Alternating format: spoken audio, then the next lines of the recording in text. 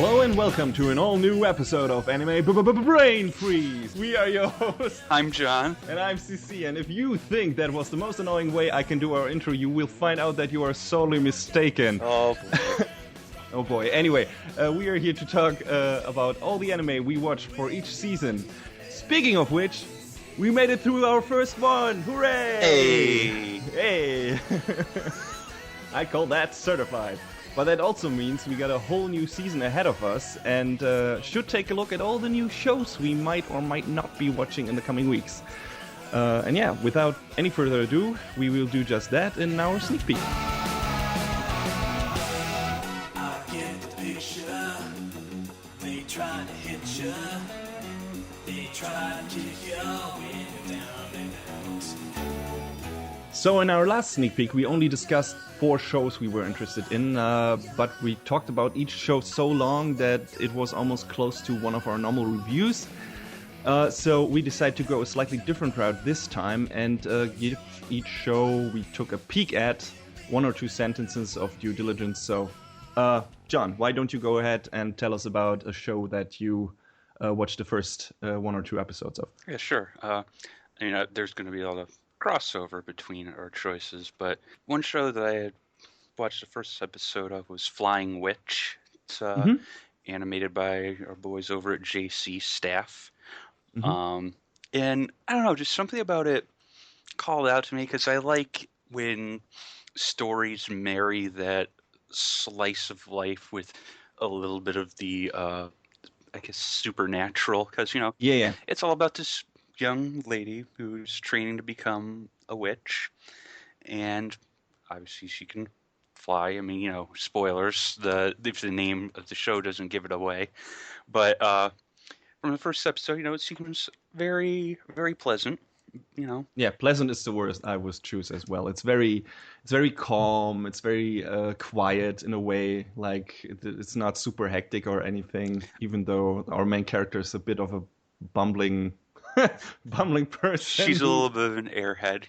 Yeah, but pretty much. One thing I did like was everyone's reactions when she started flying. It's just like, wait, what? Yeah. What's happening? What's going on?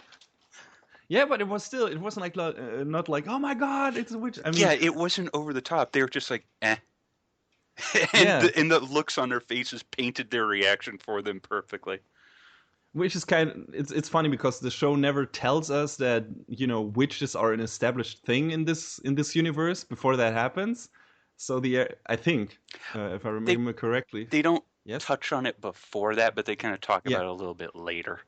Yeah, but when the things happen and you expect like, oh my god, they're totally gonna freak out because witch or something they've never seen like that, and I'm like, oh okay, they know that something like that exists, and that's why Yeah, I like that show too.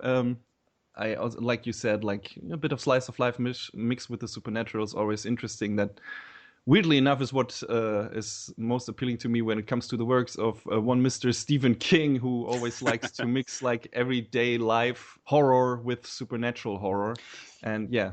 So and I mean, it's tough to strike a balance because there have been some stories to do it much better than others. Mm-hmm. Yeah, and we'll see how this turns out.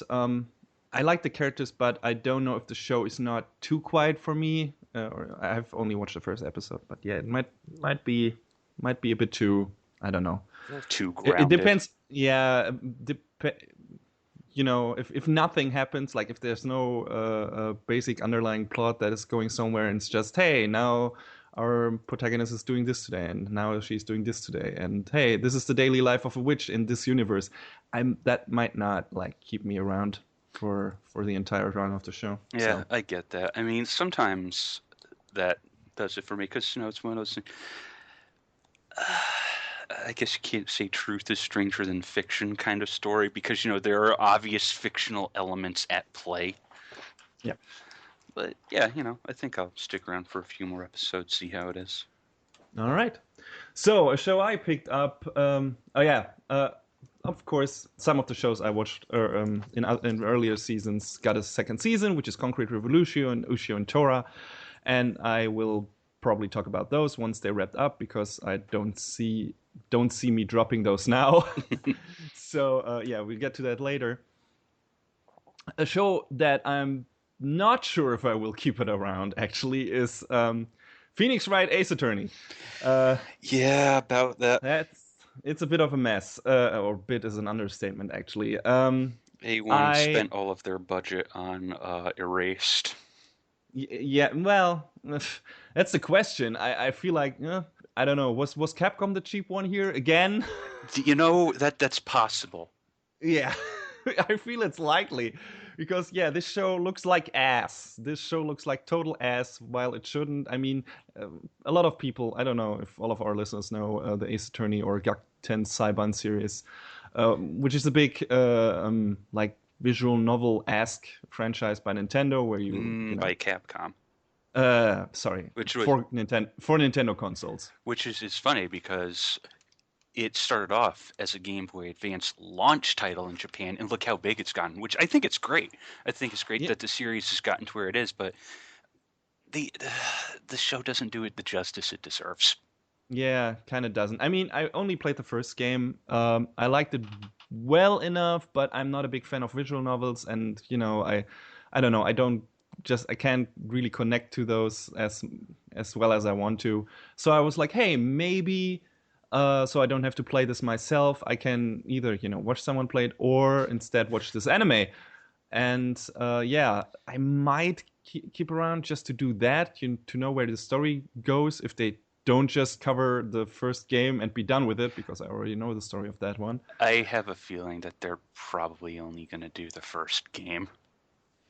Oh, we'll see. But I mean, Rockman...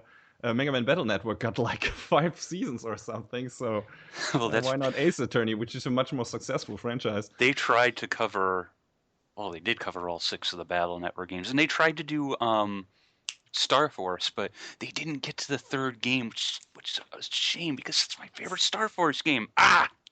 The Star Force series was actually pretty decent in my opinion. I liked it quite a lot. Yeah, it was pretty good. I mean, the problem with these sorts of series is obvious. You're kind of rolling the dice when it's a game tie-in, because sometimes it'll be like really, really good, and other times you'll get this. It's lackluster. Yeah, definitely. Like really, it's like the cheapest thing that A1 put out in quite a while, I think, and just in terms of animation and how the characters are handled and presentation, everything. Like I remember the Xenosaga tie-in anime was oof. Oh yeah. Oh god, I remember that too. But I mean, I guess there are exceptions to the rule. I mean, I never watch it myself, but I hear the Tales of the Abyss series was pretty good. I mean, I played the game, so I didn't even bother watching the show. Was that A1? I thought that was Sunrise. No, that was Sunrise. I'm pretty sure. Look it up. Hold on. Studio. Oh no, Sunrise. You're right. Yeah, all right. I did not know yeah. that. Yeah, I didn't watch that completely either, but yeah, that at least looked nice. I can agree. Not as nice as the animation for the game, but nice enough. Well, But that was Production IG, so come on, people. Scaling. Anyway, another one you picked up. You want to talk about? Kiznaiver. Yes, I'm always because Studio Trigger is one of those that I just I like to see what they're up to. But Kiznaiver just kind of set itself up for some weird, crazy stuff in its first episode, and I just want to see where they go with it, because you've got a main character who essentially doesn't feel pain, is how they seem to paint him. Mm-hmm. But this whole idea of dividing pain amongst others. So I mean, I could see some directions they could go with it, but I'm not 100% certain. So it got me intrigued. Yeah, we will see where it goes. I guess Mari Okada is a bit of a mixed bag. I liked Iron Blooded Orphans, but I've heard she's also done some not so stellar writing, and there's one show this season that seems to be downright bad that she's heading the script for The Lost Village or something, which I haven't picked up, but I heard it's like Yeah, I'm not familiar maybe with that. so bad that it's good. Oh well, but yeah, we'll see where it goes. I think it's an interesting setup too. Blatant social messages aside, social commentary aside. But yeah, what kind of put me off in the first episode was the main girl, you would call it, I guess, like our main female protagonist. Oh, Sonozaki? Yeah, I really want to see what her deal is, because right now she's a real asshole. Yeah. She just throws our main character, who can feel pain but can still be hurt, off a set of stairs, and immediately after is when his friends ask him how he got hurt or why he was in an operation, she says, "Oh, he just threw himself down a set of stairs." Yeah, fuck you, lady. What the hell? I mean, I think what they're trying to do with Agata is, I have a feeling what she's trying to do is trying to build his confidence, because, you know, he's very passive and he just doesn't seem to stand up for himself. He's like, so he just takes it no matter what. Mm-hmm. Even though, yeah, I guess. I gotta see where the characters go in this and see if I will stick around. The story premise itself is interesting enough, but I don't know if that will be enough to keep me around. So let's see. And the same goes for now a show I watched the first episode of, that's Bungou Stray Dogs. Yeah. And it's kind of neat in terms of, hey, here's this detective agency who have, you know, all their members have supernatural power. And well, we have seen that before, but it's also they're all very, very pretty men. Well, except for one, all very pretty men, and this is the Fujoshi bait show of this season. Yeah, a little bit. Yeah. Yeah, and I'm not. That has nothing to do with it, but I'm not that fond of the characters yet. At least not after the first episode. There wasn't really anyone who I was like, oh, okay, that's cool. I would like to see where he or she goes. I mean, I like that they're all very quirky and crazy, but yeah, they're very quirky. Like, he has this weird tick where he tries to kill himself for some reason. Yeah, that's a little bit. Yeah, I'm pretty sure that gets elaborated on, but right now it's just, yeah, okay, he has that quirk. That guy is poor and hungry and always can eat, and is also a were-tiger for some reason. Yeah. It's a weird show. I do like how they played that off in the first episode, how, you know, Atsushi thinks, oh, there's this tiger following me around, and he just doesn't know. Mm-hmm. Which I thought was pretty cool, the way they brought it to light for him. Yeah, it was cool, but I knew where they were going with this, and yeah. We'll see. I hope the characters get a bit more interesting to me, and we'll see. I'll definitely keep watching until like the third episode or something. Now, show you picked up. You want to talk about it? Oh boy! So I was saying before we started recording that I willingly, for some reason, decided to throw myself back into the light novel hole. Mm-hmm. And yeah, I got curious about this one show, and you thought there is never a girl online. I don't know how long I'll stick with it, but it feels like it's trying to be a commentary on how people live their lives differently in online games than they do in real life, and about the kind of person who can't distinguish between the two, our main heroine. And it leads to some goofy moments, but there's some that are just feel a little too real. And I mean, I get that's what they're going for, but at the same time, it's kind of like, oh no, no, I don't want to relive something like this. It's tough, but at the same time, I guess necessary. Well, yeah, a show that was good that ventured in that territory was Watamote, but I kind of have a feeling this one will probably be more on the, I don't know, straightforward humorous note. Or at least that's what you hope for, I guess. I hope so. Time will tell. Okay, yeah. Another show I picked up is Joker Game. after we had a group of people in detective agency, now we have a group of spies. Though for this one, the setting is kind of peculiar and interesting, and also my biggest problem with the show, and that is that it's set right in 1937, which is pretty much right before World War II, which was not a nice time for a lot of people in Japan and elsewhere. Yeah. But especially when it comes to the attitude in Japan, the political climate, and well, not only in Japan but also in my country, sadly. Since this show is about spies and that's a political subject in a way, or can be, and I think that's how the show is playing it right from the get-go, I'm kind of worried where it might go. That it might ignore some of the things that happened in that time, or if it doesn't ignore them, maybe play them down or retcon them or something. I was worried about that. But I already heard that the second episode is pretty much going in in the direction that basically condemns imperialism and stuff like that. So Yeah. I feel like the show might be going the right direction, and that has my hopes up. Yeah, I mean, So. I get why you would be a little about the time periods, and I mean, I think it's neat where the time that's in, but I also have this underlying fear that it might turn into this like overly jingoistic piece. And I mean, I'm not super familiar with the story of Joker game, but there was a live action movie before this, and apparently I think a series of novels even before that. So this is a pre-established story that again, don't know much about other than hey, this is a production IG show that looks neat. Let's check it out.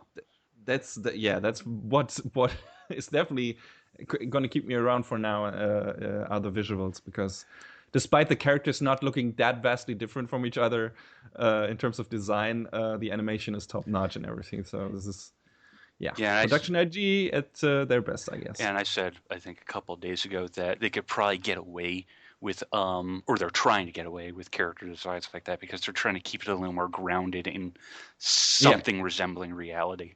Yeah. Real Japanese people in real Japanese animation. Anyway, another show you want to talk about? How about My Hero Academia? Oh yes, please do so. It's already a pretty good looking show by our boys at Bones.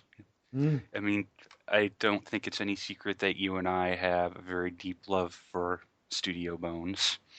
Not all of their projects, but a huge amount of them. Yes, definitely. Well, a respect for them. Yeah. But it's all about this.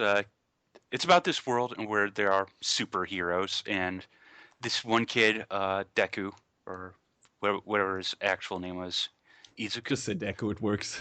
Yeah. This kid Deku, he's grown up all his life like, yeah, I want to be a superhero, yeah. And in this world, people have their powers manifest as what are called quirks.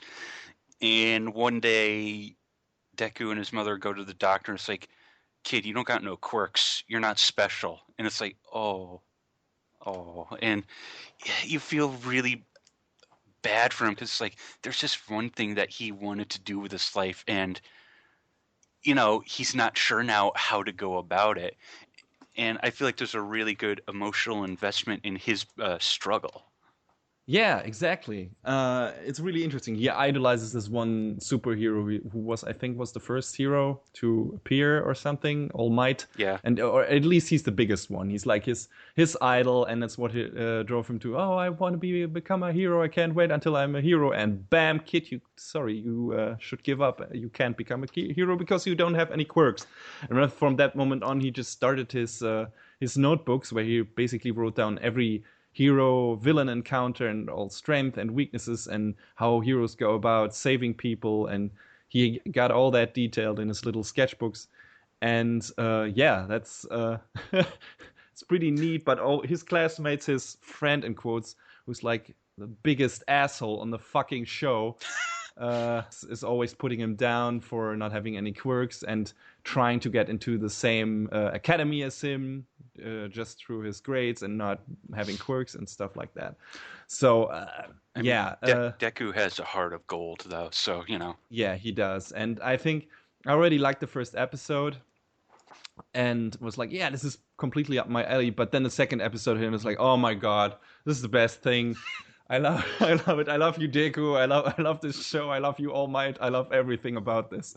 I love the direction, the music that hits at a specific scene in the second episode. I was sitting on my treadmill, my home trainer? I don't know, but I was like pumping the air with my fist. Yeah, fuck you. Yeah, go. It was so fucking hype. And yeah, great, fantastic direction in the show. I mean, the premise itself, we've seen that it's kind of your typical shonen stuff, but like I mentioned before in our show, I really like this shit. I really do, especially these feats of heroism from underdogs who don't really have any powers and like defy all odds and go against the villains. I just love this, and the show does this really, really well. I think it's kind of neat because I feel like some of like the designs for the heroes are like more inspired by like Western comics, I feel like. Oh yeah, yeah. It's like with Hero Man. It's like a bit, yeah. Yeah. Because in some of the early PVs, when they were, showing off the characters and flashing their names on the screen, like the style that they were showing their names in were like as comic book characters, like different ones. Like there's one that looked like the Hulk logo. There's one that looked like the Flash logo. So it's like, okay, I see where you're going with this, and I think it's neat. Yeah. Oh, I'm looking forward to the rest of the show. Really, I can't wait for the next episode. Okay, so another show I watched. I don't know. I will keep it around again. Is Sakamoto desu ka, or haven't you heard? I'm Sakamoto, which is a comedy show. It's about this guy, Sakamoto, as the name implies, who is perfect in every way. And at this point, you would probably say, why would I watch a show about that guy? That's boring. Well, it's the show is more from the perspective of the people around him who are really annoyed by him being so perfect. So the first episode basically consists of his classmates trying to get him into trouble because they want him to look bad. And that sounds pretty funny, actually. But they always fail because he's so fucking perfect that he always evades the most ludicrous trips in the most ridiculous ways. And it's so fucking funny. That humor really hit my nerve, and I laughed through all of this episode because he's just so ridiculous. It kind of reminds me a bit of Chroma T High School, but it's not as outlandish, I would say, in its non sequitur humor. Like, it's more contextual and stuff. So I like it, but I don't know how long that kind of humor, even if it's playing to its strengths now, right now. How long it will keep me around. Maybe it will get boring at a certain point. I don't know. Well, but right now, after the first episode, I was like, okay, this is super. This is really funny. I want to stick around and see if this can keep up the pace or if it gets boring after a while. So let's see. That's cool. I mean, it's not one that I had really looked at, but I've seen the name pop up. So I hope it turns out to be good. Yeah, I'm always kind of hesitant to just go for comedy only shows because humor is a difficult thing to do well, and if there's not an underlying narrative that's also interesting, I tend to drop off. So we'll see how I fare with this one. Yeah, I mean, looking at my Hummingbird profile, apparently I gravitate very heavily toward comedy, a lot more than I thought, but like 224 out of 409 titles. Yeah. Okay. That's a lot. Yeah, it is. Jesus Christ, man. Well, tell us about a possible 250 or something. Well, I don't know if it's comedy, but there's a new Macross. Oh man, there it is. That's right. This is the moment I had been waiting for, because I rewatched Macross Frontier back in December, and I was like, yeah, I can't wait for Delta. And I watched the first 2 episodes of Delta, and I want more. Like, Man, I know yeah. I talk at length about Gundam, and I love Gundam. It's it's high up on the list of mecha shows for me. But sometimes I feel like Macross just edges it out because there's something about the way you've got a jet that also turns into a mech, which is great. Yeah. Love the Valkyries. You gotta love them. Yeah, and the characters' designs are always very appealing. I feel like in the Macross series, and something that I feel like it did before many other anime was the whole like music and idol angle.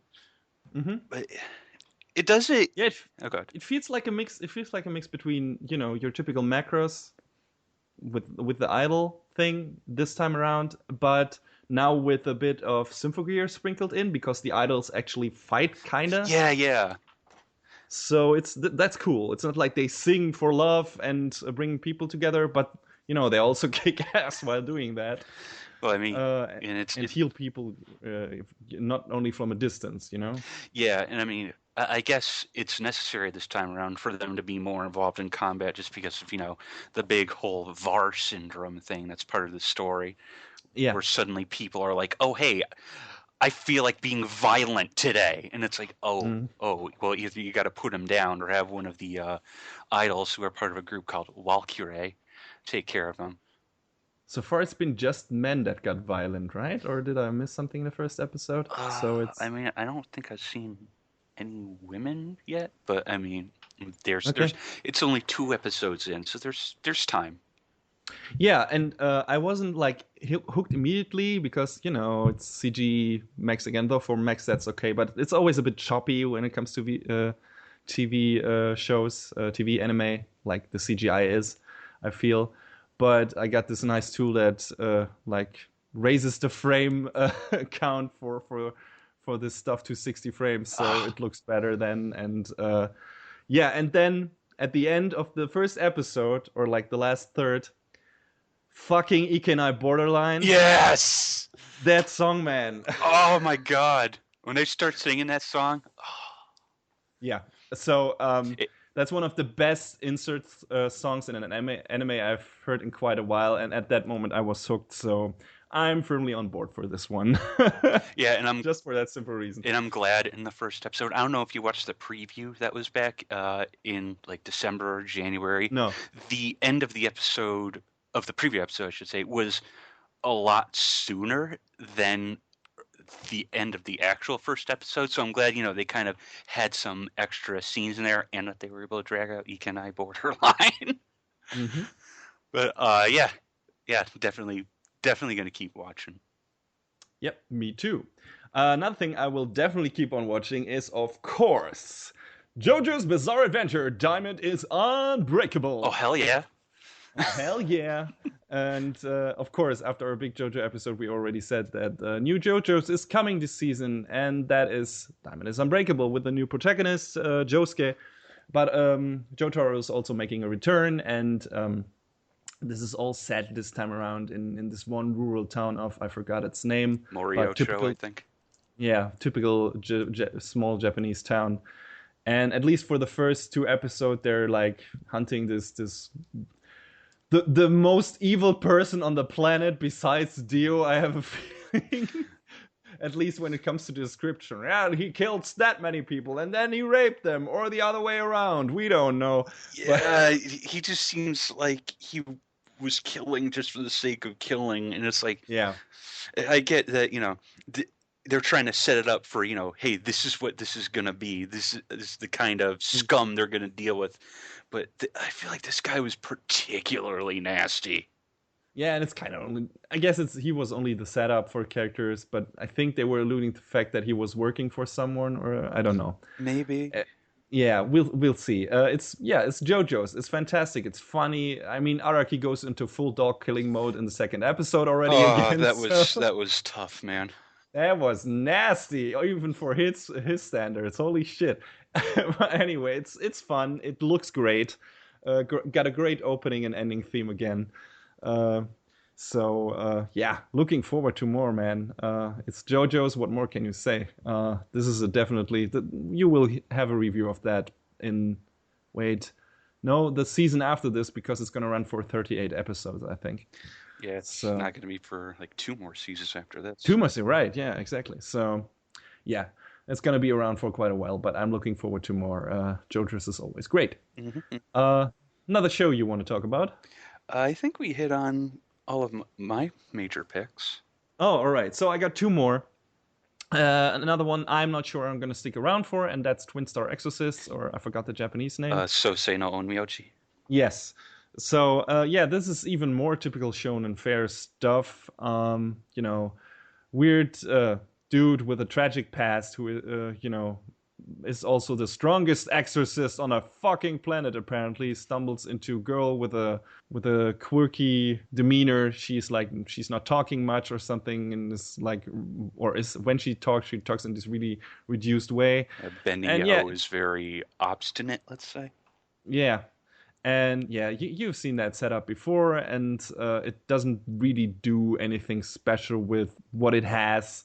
So I don't know if I will stick around, but like I said, I'm very lenient when it comes to those things, so I probably will. The major downside for me is, or might be, is that it's animated by Studio Pierrot, and like A1, they are a bit of hit and miss when it comes to longer series, and I don't think that one has a confirmed episode count yet, so we'll see. I feel like the action sequences in the first couple episodes, though, were really well animated, so...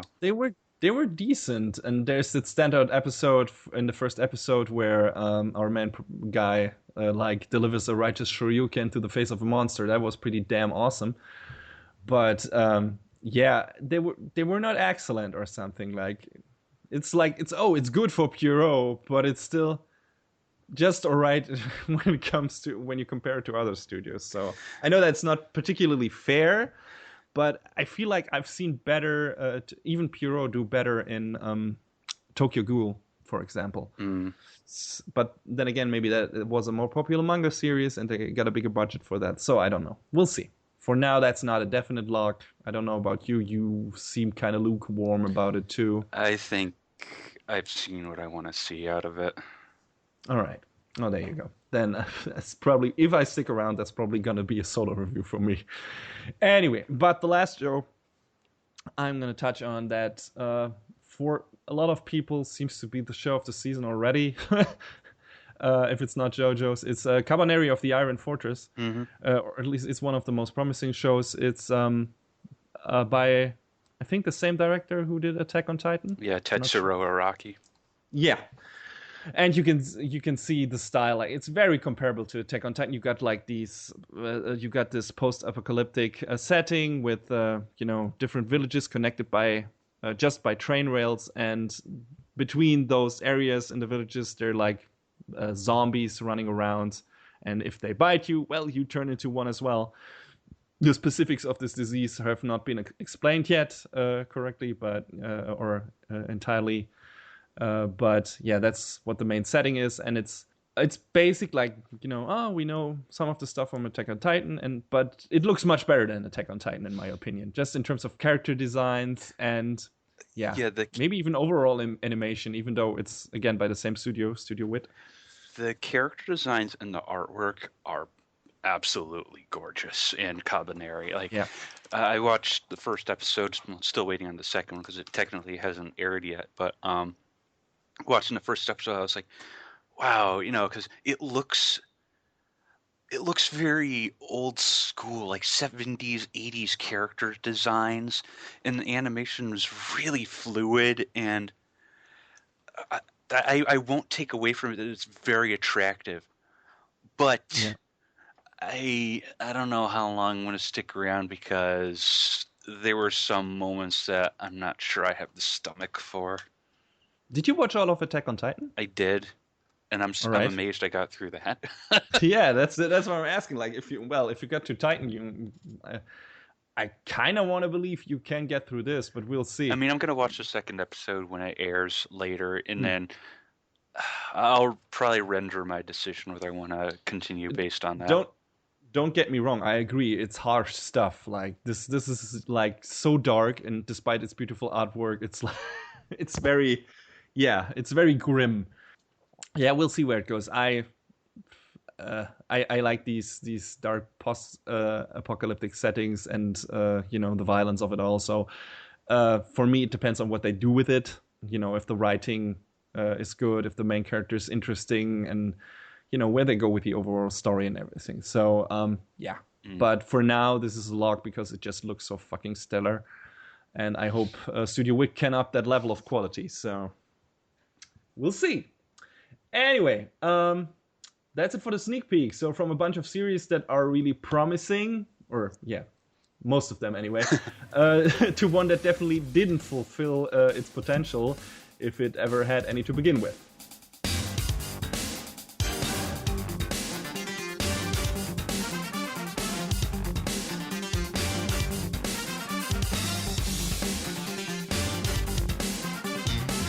All right, in the trash stash today, we have Prince of Stride, which is this show about this, well, what are they? Like free running? It's a free running club. Well, it's in the parkour. Yeah, in the show, or I guess I should say in the story, because it's actually adapted from a visual novel. In the story, they deal with this sport called Stride, which is essentially parkour. I was drawn to this show first because of the sports angle. This is always what this kind of, it's like, oh, I see what this show is. And what this show is grade A Fujoshi bait again. It's like the boys get turned into literal models in the first or second episode. One even gets to put into a wedding dress. And, no merit besides the fan services in this, in my opinion. And while I'm not bothered by its man meat, that's not what I'm watching these shows for. I'm always going into it for the sports angle and then stay for the character stuff. And this is no Free, for example. Free was like the same thing on paper. It's like this, here's the swim club and all those pretty boys. And they have adventures together and try to go to championships and something. And swim and be free. Literally. But yeah, it's also had great animation and great character writing, actually. And the sports angle was cool too. So I stuck around for that. But the sports angle, this one was, I don't know. It seemed very secondary. Secondary, and the execution was kind of lame in its presentation, which I did not expect because it was fucking Madhouse who animated it. I don't know. Did you feel the same? I felt the animation was a bit lackluster. I felt it was very flat in a lot of places where it could have been a lot more. Yeah, that's the right word. Where it could have been like a lot more kinetic because, parkour is exciting. You're jumping around all over stuff, running as fast as you can, which, is great. If you've ever played Mirror's Edge or if you've ever watched, there's this one French action film called District B13, which is essentially parkour the movie, then, that's something, more what I was hoping for, but it just doesn't really ever hit its stride, let's say. Oh, god damn you. I'm sorry, I had to. Anyway, what also put me off, like I said, it's not just the sports angle that was not that well executed in my opinion, but also the characters were just these typical archetypes, which is not problematic in itself, but they were also, the dialogue between them was really getting on my nerves. They're just frantically talking over each other, and they got nothing interesting to say. It's like, hey, let's spew this, I don't know, this shit at you that we need to talk about now because that's what boys of like us apparently do. And yeah, then you got the Fujoshi fill-in character, which you got, for the mole crowd in the reverse shows for this stuff as well. You gotta always have the guy you can project yourself onto, and got that for the girls in this one as well. And she's not really interesting either. So I don't know. Yeah. It's just the whole show really fell flat for me in all aspects. After like 2 to 3 episodes. I was kind of hoping it would be something interesting because the woman who directed it, Atsuko Ishizuka, has directed a couple other shows that I really enjoyed. So she directed The Pet Girl of Sakura So and Hanagamata, which were both I feel really enjoyable. But- I mean, Hana Yamata was also animated by Madhouse, and it's a really pretty show. I wonder what went wrong here. Something in the art direction just didn't work for Prince of Stride. Yeah. And depending on what you look for in these shows, what you get here might be sufficient for your needs. Like if you just, hey, pretty boys having fun adventures together, and there's some emotional connection that gets elaborated on later and stuff like that. But just, I don't know. For me, it wasn't enough. It wasn't what I'm looking for, and that's why I dropped it. And I guess for you, it was the same. Yeah, pretty much. It just didn't live up to what I was hoping it would be. Yeah, sometimes that happens, and that's what our trash sesh is for, among other things. So Yeah. anyway, from a show that didn't live up to our already pretty low standards to one that reached high scores in all the right areas.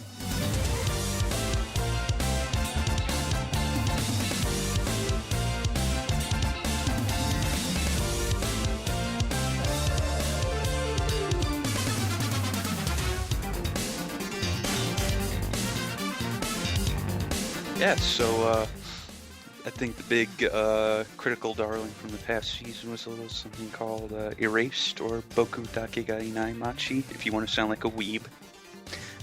Yeah, if you want to do that, which we don't. Or if you want to, that is- or you know, if you want to make it apparent that you pirate anime. Well, We do not condone piracy at Anime Brain Freeze. no, not at all.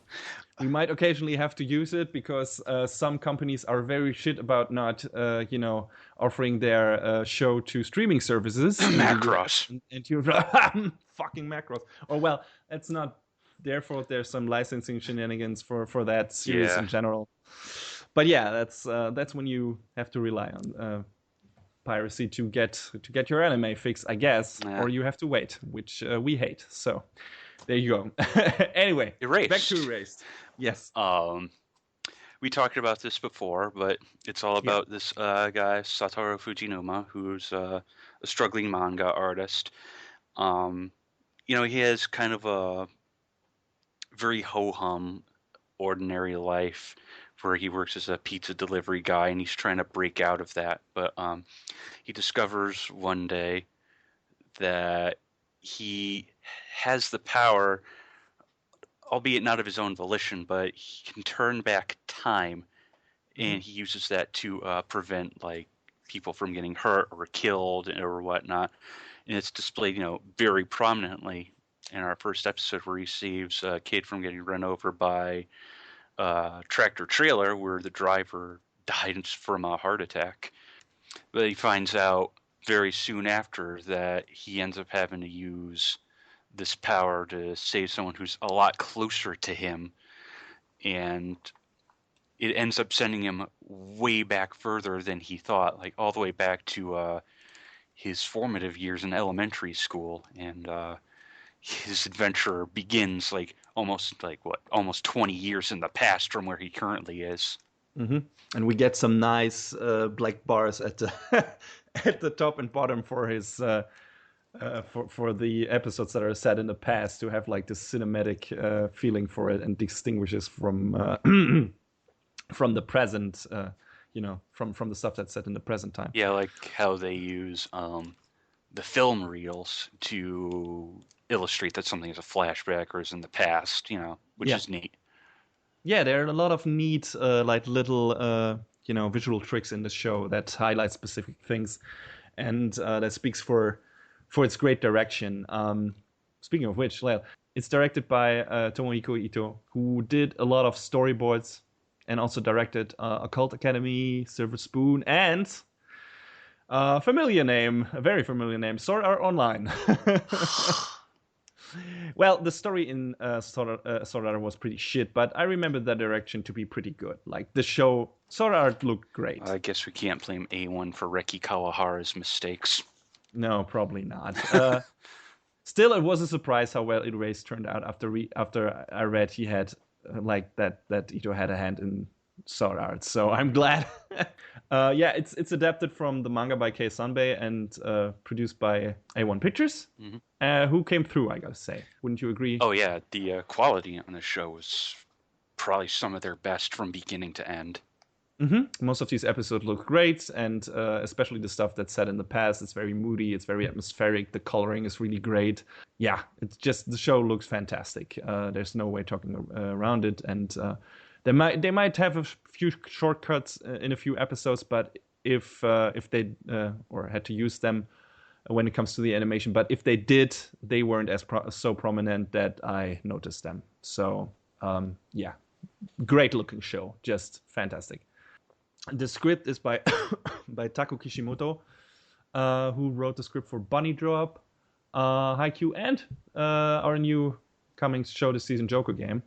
He also, again, flashback, he also did this series composition for Prince of Stride, which we just mentioned, but not the script, so I'll just blame the way that show turned out on the original visual novel, or someone else here and not him, because, like I said, dialogue and writing in Erased, even though that was an adaptation from manga too, was pretty damn great, and the scenes and the way they were planned out had the emphasis on all the right moments. So yeah, definitely great work in terms of script and direction in the show. It's fantastic. It's like I said, show is oozing atmosphere at all points with its setting and plot device, and to an extent, it's a central mystery. Yeah, I liked it. I think at this point, I just gotta say I want to go into the deeper discussion of the show, so that means few spoilers here and there. We're gonna try to avoid the major ones, but just be warned, if you want to know nothing about the show, this is probably where you want to tune off. But yeah, I felt like the show is its strongest in its first half. Why do you say that? Well, there's so many memorable moments, like the way the blossoming friendship between Hinazuki and Satoru is portrayed. I really connected to that. That really resonated with me for a reason. And the animation shines in those moments the most as well, in my opinion. That scene in the snow in front of the tree, it looks so damn good. and when he first connects with Hinazuki and pulls her out of her miserable state of mind, my heart like literally jumped with joy. And then shortly after, when I and Satoru basically realized at the same time that his first efforts were half-hearted and for naught. So yeah, the show does a lot of it does it really well of making you feel like yeah, this is a good scene, I feel good, but then it immediately has the ability to turn around and be like, no, you don't. There's something even worse coming.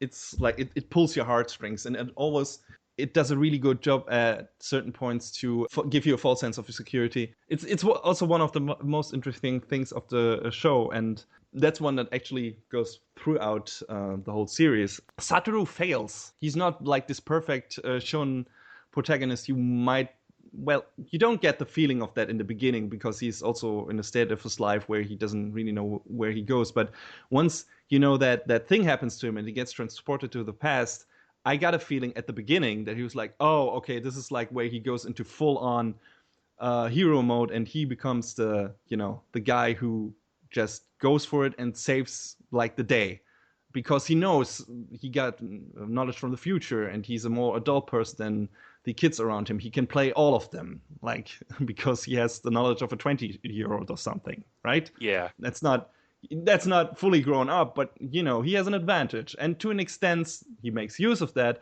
but he's not a detective. And you could draw, from the basic plot, you could draw a lot of parallels between Case Closed, Detective Conan, and this show, because you got this adult person, or somewhat adult person, in a kid's body, who can, again, give the people around him a false sense of security, or get the feeling that they know what they're getting, but he's a more intelligent person, or more world savvy maybe. But Satoru is not that. He's not Conan. He's not perfect. He says that he's playing detective, but what he's actually doing is playing the hero. He only plans ahead to a certain extent, and instead of always thinking ahead, he reacts a lot. He rushes in, which is ultimately his downfall in a way, even though he accomplishes a lot of good while doing so. I feel like that makes it a little more believable because, Oh yeah, how do you plan for every last contingency unless, you're like big bad villain and whatever. But he's like, okay, I have to change my plans. What do I do? And, he sits down and he formulates something so that, he can keep his plans friends together. say. Yeah, and it doesn't always work out. That's the thing here. And that's not something that necessarily, happens in anime in general, because you got a lot of heroes in, comparable shows who are like, oh, I've always got a plan in my, in my bag. Always got an ace up my sleeve. Like, or they always do. It's like, oh no, I plan for this ahead because I'm the super intelligent person. Well, he's not that. Like, I feel like the hero motive that's really dominant in the show, like the formative thing for his character, is driven home much more vehemently in the manga, but it's still very present in the anime as well. For example, the imagery, although I don't know if that was actually anime, where he listens to his favorite superhero show's opening theme on a record. Yeah, I think they touched on that. Yeah. So if they mentioned that in show, I don't know if they depicted it, but it was depicted in the manga. So yeah, that's driven home a lot through other things as well, much more so than the detective mystery imagery. Satoru, I don't know if you remember, but in one of the later episodes where he's trying to rescue not Hinazuki, but another girl of the cast, he gets downright offended when she calls superheroes stupid. That wasn't him trying to act like a child. That was a gut reaction of his adult self, I would say, albeit fueled by, regressing to a more childlike state because he spends his time around kids so much due to his current situation. But he loves superheroes. Yeah. That's what he's going for, or that's why he's doing this, and he's trying to be a hero for Hinazuki and for his friends.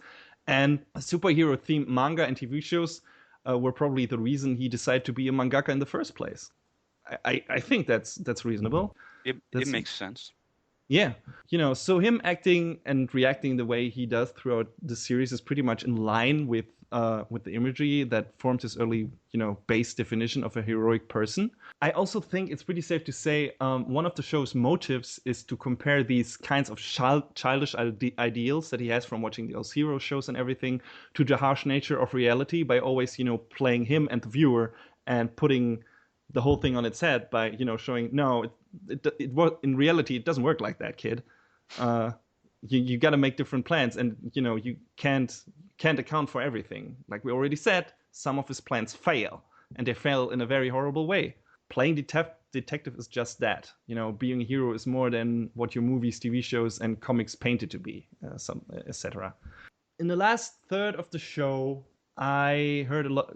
I heard a lot of people, well, not a lot, but some people having a problem with how the story kind of developed.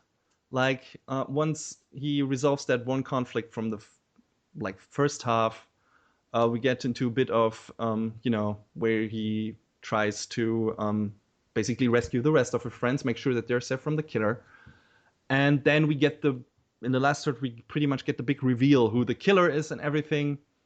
And yeah, some people were not content with how that worked out, apparently. Really? Because it was too obvious? I feel like they kind of put enough of a spin on it to be, Yeah, there were some red herrings, but they were so blatant. I don't know. It worked for me too. Too, but I feel like I can see why some people were kind of put off or let down by it. And then again, these hero stories we were talking about are usually very upfront with who their villain is. The guy you expect to be the cackling mastermind is exactly the one who it turns out to be at the end. In that regard, the show again lives up to the theme and motives it was trying to establish. I mean, when the villain finally got revealed, it's in a somewhat cliched way with evil smirk and red eyes and everything. Mm-hmm. And like I mentioned before, the guy, you almost ignored as a possible villain candidate because he would be kind of way too obvious, or one of the only possible candidates turns out to be the villain. I wasn't bothered by it because, like I said, it fits with one of the themes of the show. But yeah, I can understand why people didn't really like it. Plus, we never got to see its full origin story of and why he turned out to be the way he is. It was in the manga, but I assume they cut it for time. And it was kind of generic anyway, in my opinion. So it's not a huge loss, but maybe for some people that would have made a bit of a difference, to make him more interesting. Probably, yeah. Also, unless I missed it, did we ever get a real explanation as to why Satoru has his revival powers? No, we didn't. I mean, the series alludes to some spiritual reason, but that could just as well be crazy talk by the killer, if I'm not mistaken. Like all this, I can see you have this thread of life hanging over your head, and I can see it, and yeah, there's this I have this connection to a god or something, or that's what he believes. I just remember something about like a spider's web. Yeah, exactly. It's something like that, and well, it's not really like, yeah, that could be it, but that's really out there. Yeah, maybe it's more outlined in the manga. I'm not sure. Probably a bit, but I just checked the manga for comparison with the ending and the reveal of the killer and everything. So I'm not sure how well they elaborate on that specific aspect. So, dear listeners, if you got some info on that, emails are welcome, or comments in that regard. So just be nice. Yeah. Be nice with your criticism, internet. So what did you think about the reveal of the killer? Were you like content with how the story developed after the first, basically the first conflict was solved? I mean, I thought it worked for what it was.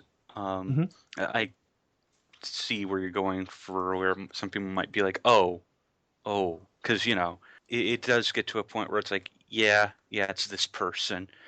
Because leading up to it, you don't really suspect that particular character, or I didn't anyway. But then there's a certain couple of scenes where it gets super suspicious. Where it's like, wait a minute. It's so like blatant in a way that you think, well, there's got to be a red herring because this is too obvious, and well, no. Yeah, it's exactly as it looks. and I, for me, the strength of the show and the focus of the show was never the mystery. So I guess that's why I wasn't as turned off by it. For me, it was always the characters and the way it, like, how is this gonna resolve, and not specifically who's the killer. Who's the killer behind it all? Like that was an interesting thing, but that was not the real focus point of the story for me. So I guess that's why I wasn't as let down by it as some people. Yeah. So what did you think of the ending? I thought it had a fitting ending. The killer was brought to justice, and the final scenes leading up to that, I was like, oh, because there's one scene that's very, I guess you'd say, precarious, because Satoru puts himself in quite a dangerous position leading up to it. And the resolution to that is a bit forced, to be fair. Like, it's a bit like, what? Yeah. Okay, how did you plan for that exactly? And that it all worked out. That's the only part of the show I would say, yeah, now we're getting in Detective Conan territory. Like, yeah, I guess I could see why you'd say that. But it still worked for me, because at this point you're like, oh, okay. And that scene also puts an exclamation point on what it's been saying for pretty much its entire runtime. You can be as heroic as you want. Don't try to do it all by yourself, or you will fail. Satoru's trusting his friends, whose trust he gained by being supportive and kind of a hero figure in their childhood. And they finally give him the ability to get the better of the villain of the show, which he couldn't do on his own. I mean, it's a simple message. It's like, friends are important, people. Get them if you can. Try to make friends. Yeah, especially when Kenya, during the younger sequences of the show, is like, hey, you have friends. You can lean on us. And Satoru kind of, just comes to realize that. And he's like, okay, yeah, I guess I could ask you guys for help instead of trying to do this all on my own. And it takes him like until the end of the show to fully commit to that, like completely rely on his friends, for all of it, to save his bacon, basically. So yeah, that's that's cool. And I think overall, just in general, the ending wraps up nicely. It's nice to see what happened to all the characters you got to know as kids and how they grew up. And yeah, I liked it. I liked the way it came full circle, basically, and gave me fuzzy feelings in the chest area. It hit you in the feels, as the kids Yeah. say. Yeah, definitely. Many times over. Not only in that last episode. I don't know. Is there anything you want to mention about the story? No, I think you hit on all the good stuff. Okay, so we talked about the voice actor for the adult version of the main character before, Shinosuke Mitsushima.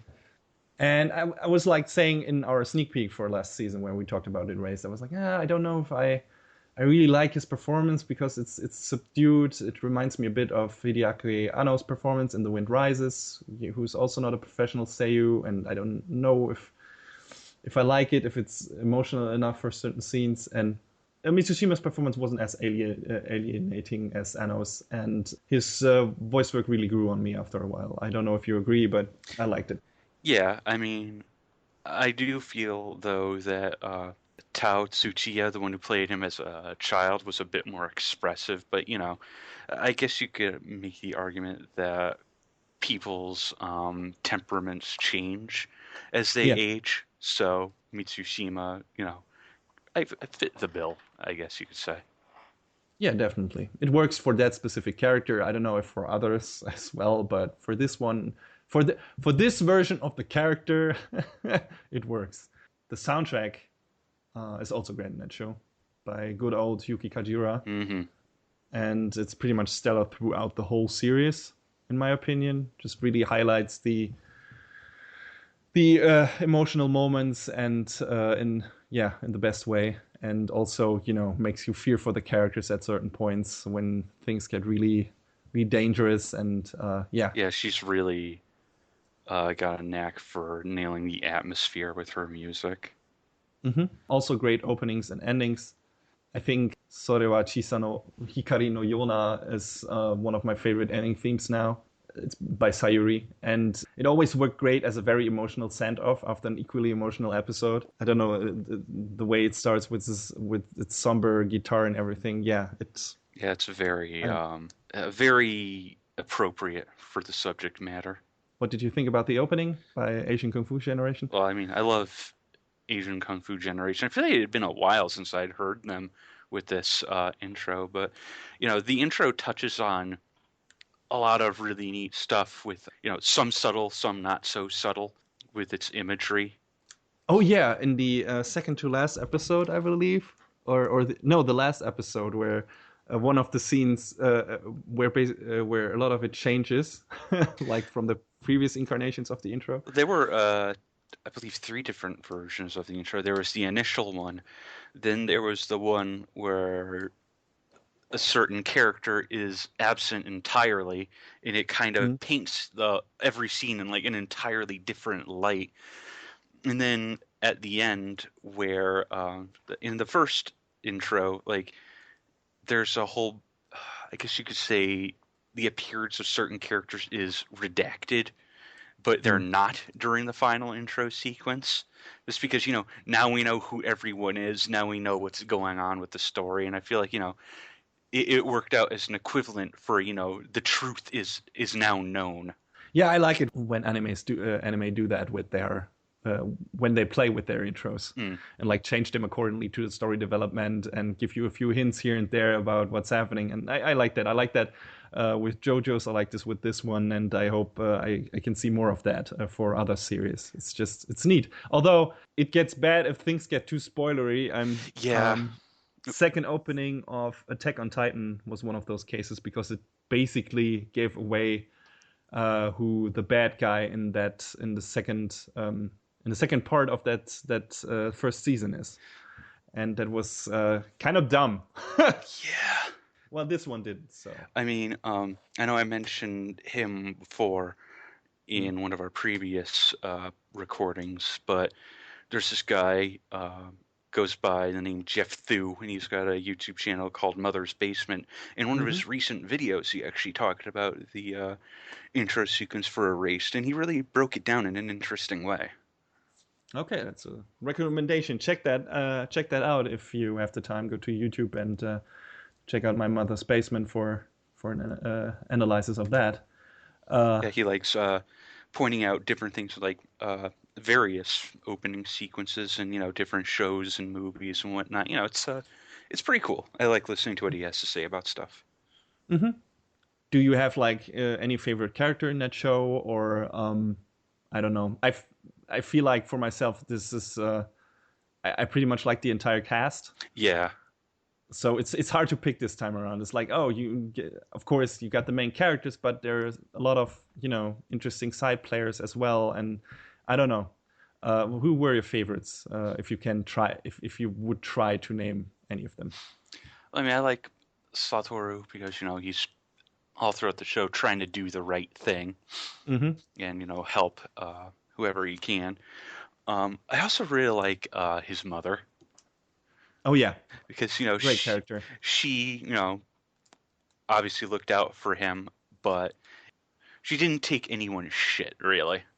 She comes close to being a bit too perfect because she's like a very understanding mom. She goes not in the wrong direction when it comes to trying to get doing the best for her son. She is always very patient and pretty much can see what her son wants to do at a lot of turns of the story, and never throws a hissy fit because he is, I don't know, out late again or something like that. Yeah. So she's kind of a bit of a perfect mom, but well, I mean, still we see great. more of her as just like a regular old mom in the first episode, and she's just needling him about all sorts of things. Yeah. I don't know. I like that. You should do that. Get your life together. Shit like that. Yeah. He's like, yeah, okay, mom. Yeah. Stop annoying me. Yeah. I just like the like I already mentioned. That's why the first half of the show was the stronger one for me. I just really like the way the relationship between Hinazuki and or Kayo is her first name, and Satoru is characterized and portrayed and everything. Yeah, and I liked the dynamic and like the budding friendship between them too. It had a delicate touch, I would say. It felt really nice to see it grow. I don't know, it just gave me a really good feeling just to see those two become friends. And I don't know if I want to call it a sense of nostalgia setting for friendships I formed in my childhood, but it just, maybe that's what it resonated with. It just like, hey, sometimes it's easy for kids to become friends, even if one of them strictly isn't a kid anymore, and they make fun of that several times too. But yeah, it was just nice. It was really nice to see that, and how it turned out, and yeah. So if you don't have anything more to add, I recommend Erased to everyone who likes great animation and character writing. The mystery in this is pretty simple. So it's probably not for the junior detectives among you.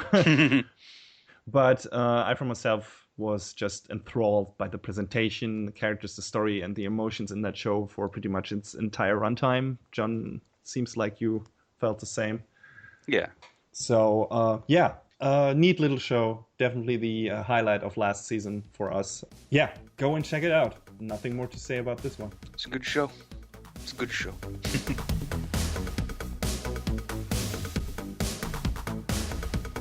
And that is a wrap on the 6th episode of Anime Brain Freeze. All the music in our show is from the Double Dragon Neon soundtrack by the amazing Jake Kaufman. Please go to vrt.bandcamp.com and check out his awesome work. You can find us on YouTube, Twitter, iTunes, Stitcher, SoundCloud, and animebrainfreeze.com. Leave us a comment anywhere you like, or send us an email to animebrainfreeze@gmail.com. Thanks for tuning in. We hope you had a good time, and please join us again on our next episode. Adios. See you when we see you. Also, giri mind, motherfuckers. Oh.